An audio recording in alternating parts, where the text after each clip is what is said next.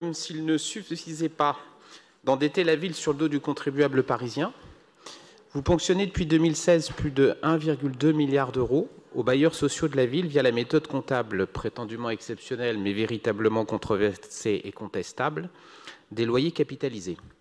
Et ce n'est pas fini puisque 500 millions d'euros de nouveaux conventionnements sont annoncés dans vos orientations budgétaires.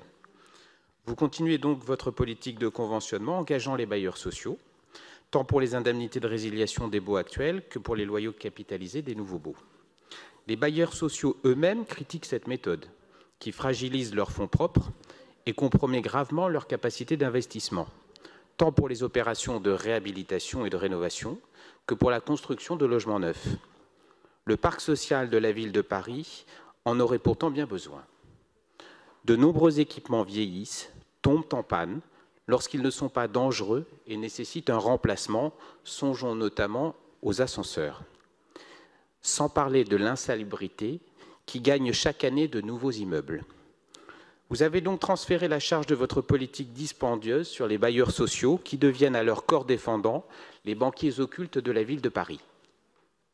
Ces organismes reconnaissent que leur dette a progressé ces dernières années, et pourtant, le dispositif des loyers capitalisés et leurs montants ne sont pas présentés dans les états financiers des bailleurs, comme l'exigerait pourtant une parfaite transparence.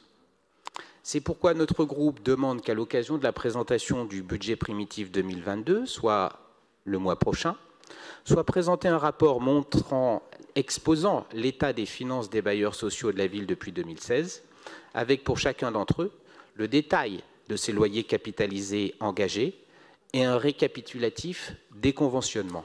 Merci.